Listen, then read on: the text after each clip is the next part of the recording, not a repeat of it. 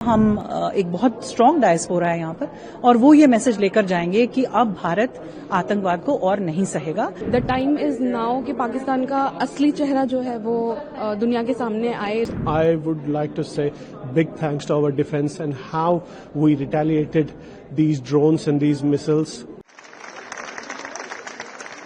BJP नेता रविशंकर प्रसाद के नेतृत्व में सर्वदलीय प्रतिनिधि मंडल लंदन पहुंचा है। यहाँ प्रतिनिधि मंडल के सदस्यों ने प्रवासी भारतीयों से मुलाकात की और आतंकवाद के खिलाफ भारत की लड़ाई को उजागर किया। इस कार्यक्रम में बड़ी संख्या में प्रवासी भारतीयों ने हिस्सा लिया। उन्होंने पूरा जोश दिखाते हुए एक साथ आतंकवाद के खिलाफ अपनी आवाज बुलंद की। कि जो आज का सेशन था ऑल पार्टी डेलीगेशन का बहुत ही बढ़िया रहा। डायस्पोरा भी बहुत बड़ी संख्या में आई थी। मुझे नहीं लगता कि इतनी बड़ी संख्या में मैंने किसी भी इवेंट के लिए देखा है और शायद ये यही दर्शाता है कि कितना लोगों में एक दुख भी है जो पहलगाम टेररिस्ट अटैक हुआ और उसके बाद एक तरह का जोश भी है, क्योंकि जो हमने उस पहलगाम टेररिस्ट अटैक के बाद जो एस्केलेशन प्रिसाइज जो देखी हमने भारत की तरफ से, उसके लिए लोगों में जोश भी है। वो चाहते हैं कि टेररिज्म का, आतंकवाद का भारत जवाब दे और ये डेलीगेशन से हमें वो सारी डिटेल्स मिली जिसको लेके हम आगे जो यहाँ का ब्रिटिश समाज है वहां जा सकते हैं और ये चीजें उनको बता सकते हैं कि क्या भारत में 7 दशकों से जो आतंकवाद चल रहा है। और मैं खुद जम्मू कश्मीर से हूं। मैं जम्मू के एक बिल्कुल ही बॉर्डर की विलेज है, उस गांव से हूं, बॉर्डर विलेज के। तो मुझे भी पता है कि 7 दशकों से क्या चल रहा है जम्मू कश्मीर में और बाकी भी जगह जो आतंकवाद हुआ है। तो मुझे लगता है आज का खासकर बहुत बढ़िया रहा। हम एक बहुत स्ट्रांग डायस्पोरा है यहाँ पर और वो ये मैसेज लेकर जाएंगे कि अब भारत आतंकवाद को और नहीं सहेगा।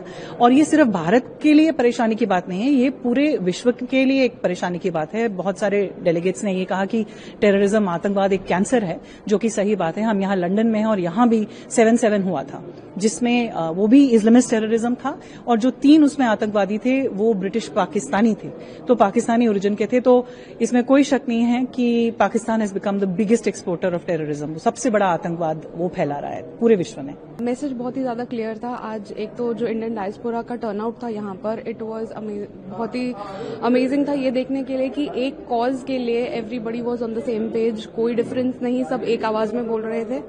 और दूसरी चीज, यहाँ से जो मैसेज लेके जाएंगे बहुत क्लियरली एवरी सिंगल प्रेजेंटेशन जो हमारी पार्लियामेंट के जो मेंबर्स हैं उन्होंने एक आवाज में, सबका एक ही मैसेज था कि द टाइम इज नाउ कि पाकिस्तान का असली चेहरा जो है वो दुनिया के सामने आए। जो वो डबल फेस उनका जो एजेंडा है, जो डबल फेस एजेंडा है उनका, दुनिया के सामने कुछ और अपने ही पड़ोसियों के साथ जो वो कर रहे हैं, it is going to come out, it is already out, everybody is seeing and it's important that जो भी यहाँ पर आए हैं, जो भी इन्होंने आज सुना है सबको बोलते हुए, इट्स इम्पोर्टेंट कि वो मैसेज वो सब तक लेकर जाएं। वो ये बताएं कि पाकिस्तान की इंटरनल जो उनकी हालत है वो इतनी अच्छी नहीं है, लेकिन वो फिर भी अपनी ग्रोथ को छोड़कर they are just doing cross border terrorism, that's all. ना खुद ग्रो कर रहे हैं और ना पीस रहने दे रहे हैं अपने पड़ोसियों के साथ। तो इट्स इम्पोर्टेंट दैट वो जो उनका चेहरा है वो हर एक इंसान जो यहाँ पर आया था वो मैसेज बाहर तक पहुंचाए। I'm a Kashmiri Pandit. Obviously, the world knows how we migrated. The whole India knows how we migrated. So I've been settled here for a good 18 years now. And as we know why we are here, and the delegation, what they delivered today, the message, and this is what we have been delivering as well across the community since the operation began, and since the terrorist attack actually started.